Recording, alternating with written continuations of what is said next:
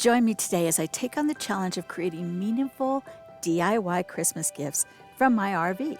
Well, from my friend's tiny home. Let's see how much we can bless others during this holiday season in our RV community.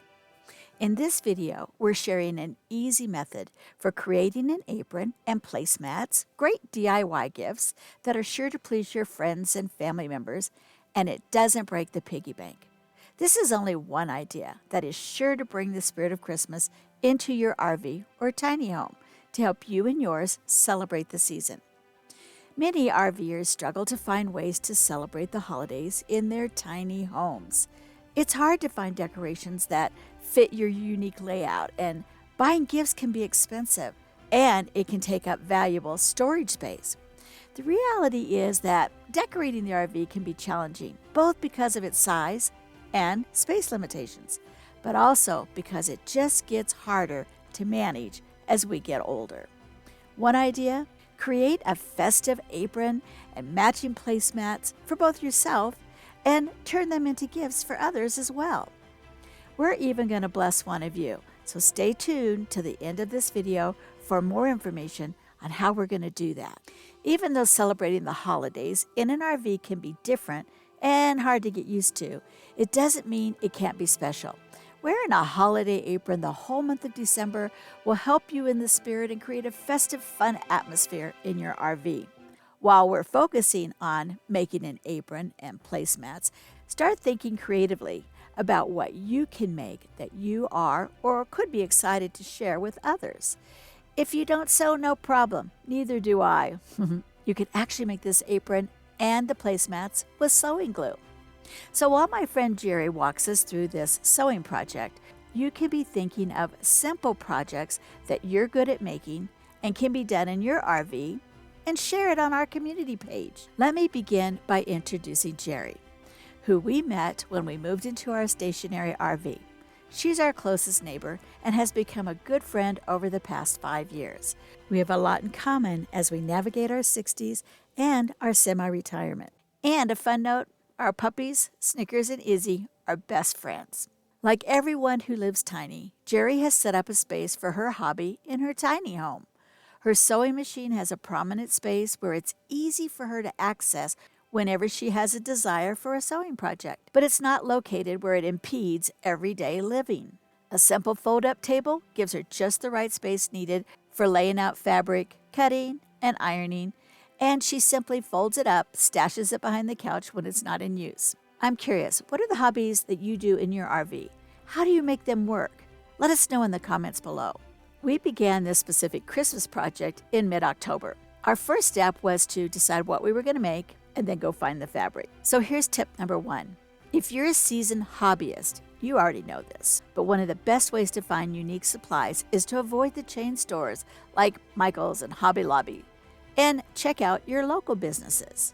You more than likely won't find them downtown or in the major shopping areas. They could very well be in the most unlikely spots. We were actually able to find this place called Mills Fabric Outlet in Colorado Springs, and honestly, if they didn't have it, you didn't need it. And this is the fabric that we eventually chose. We chose it because the colors will go with just about anything in the Christmas season. And I bought enough fabric for 2 aprons, 2 placemats, and 2 pillow coverings. Now you can buy apron patterns or even make one, but Geri's going to show you here in this video how you can make one very simply just by using an apron you already have as a template.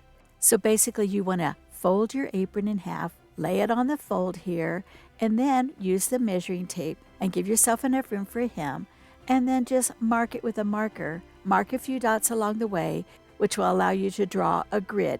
The prep work takes longer than actually sewing it. The farthest outlines. This one is where you're going to sew. This one is where you're going to cut. This is the corner all the way out to here. This is where we're going to cut. And even if you don't get it totally straight, it'll be fine. So this is a good way, especially if you have a pattern like this, that you can follow where you're going to cut. And you can just mark along there. So now I know that's where I'm going to cut. And then I'm going to cut along the bottom here. I'm going to make my marks. And this is where my cut line's going to be.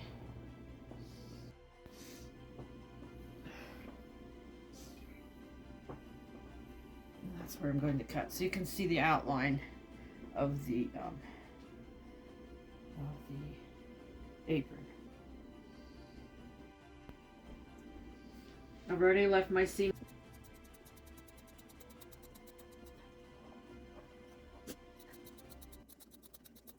Right side down. Get your pins, and we have to do a folded edge so that it does not ravel. So I always fold it in like 1/4 of an inch and then fold it again. That's going to give you a nice edge. And you're going to pin it all the way around. It turns out so nice. And I always watch how I put the pins in, because when I start sewing, I'm going to start on that side of it. I'm going to sew all the way around, and that way I can just take my pins out. So you got to make sure you have your pins in the right direction. If not, it's a pain.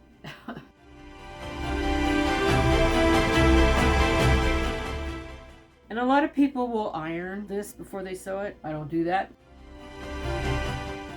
Once you fold it, it pretty much will stay the way you folded it. And those are just some of those personal preferences people pick up. People always sometimes will have different ways of doing things. As long as it turns out the way you want it to, it does kind of depend on how you do it, but some people have their own techniques. And you know, Geri's in a tiny home.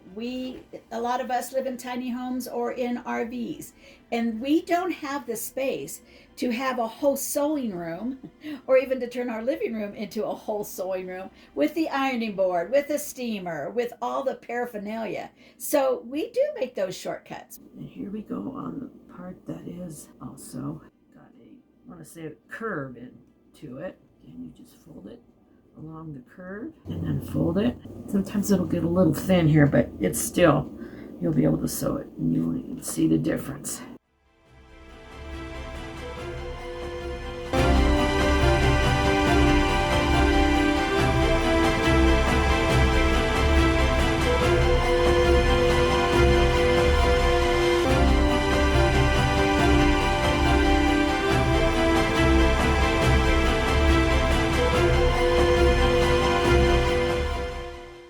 Okay, so now it's all pinned. All pinned all the way around. Okay, so remember how I told you if you put your pins like this, going this way when you're sewing, you can pull them out? Well, up here, I have them in backwards. So, what I do is I take it out and I put it back in the right way towards the foot, so that when I do start sewing, they'll be easier to pull out. Luckily, I just did it across the top of the bib part, so it's pretty easy to fix. But I have had to take out a whole side of pins because I had them going the wrong direction. So now they're all going the right direction. So when I start sewing, again, I can just pull them right out, put them in the pin cushion. They're 1/2 inch wide. So, you can make them any width you want, but I think 1/2 inch is a nice size.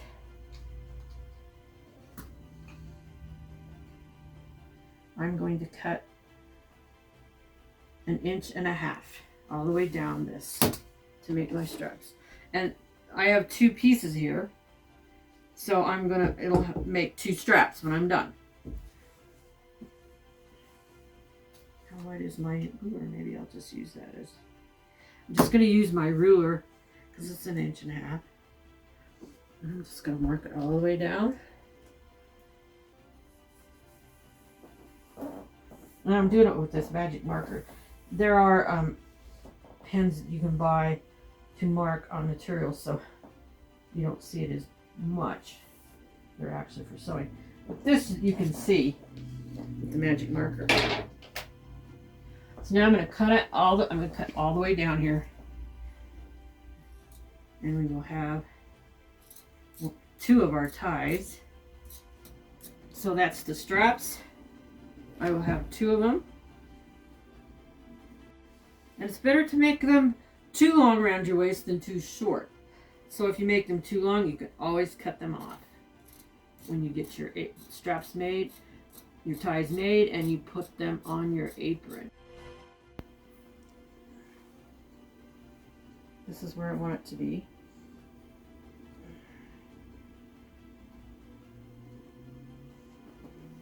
I'm going to take this piece that I just cut for the tie, and I'm going to put it around my neck.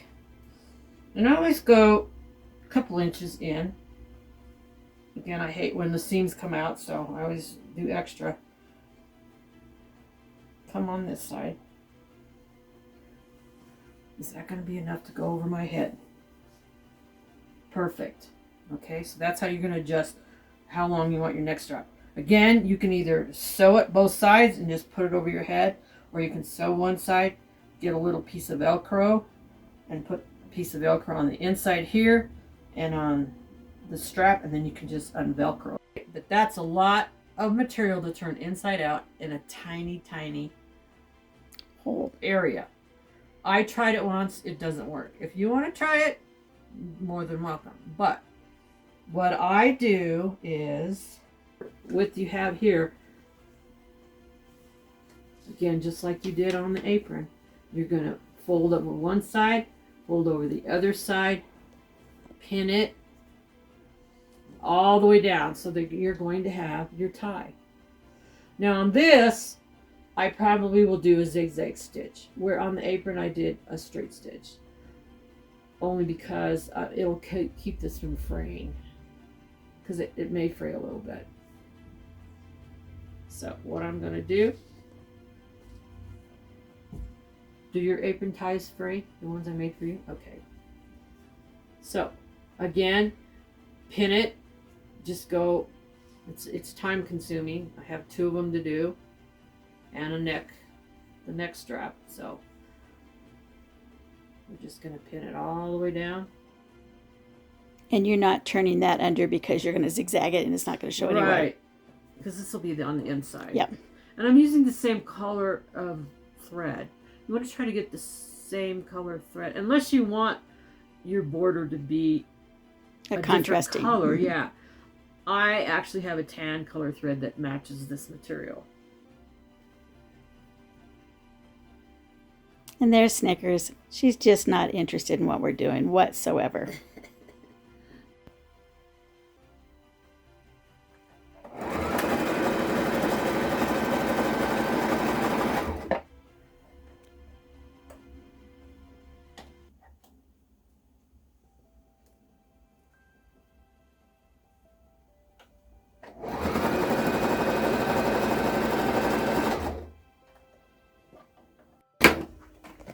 And it's nice and neat.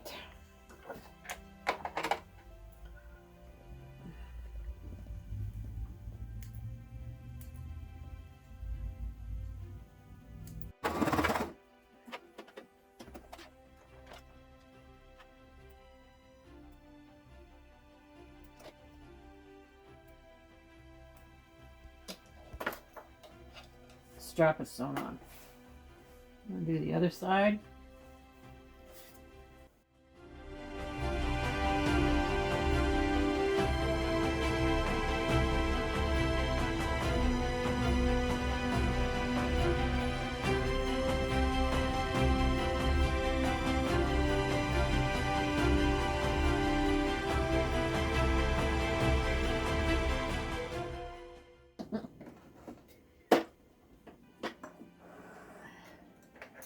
That sucker's not coming off. No, I like to stitch it well.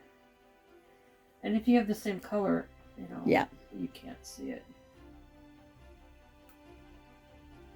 I overdo it, but that's okay. And here's the finished product.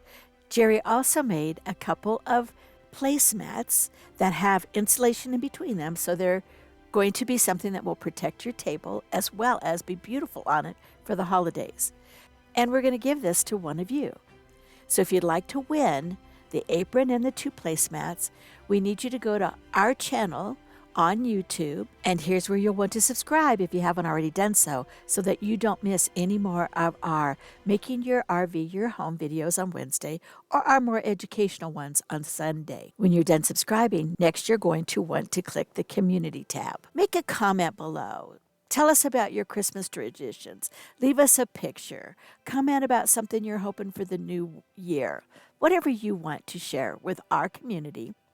And then we will randomly select someone to win on December 4th. Now that means you've only got a few days to do this because we want to get this shipped to you right away so that you'll have it for the holidays. All of the instructions, again, will be down in the comment section. Well, I hope you liked this special Christmas DIY idea.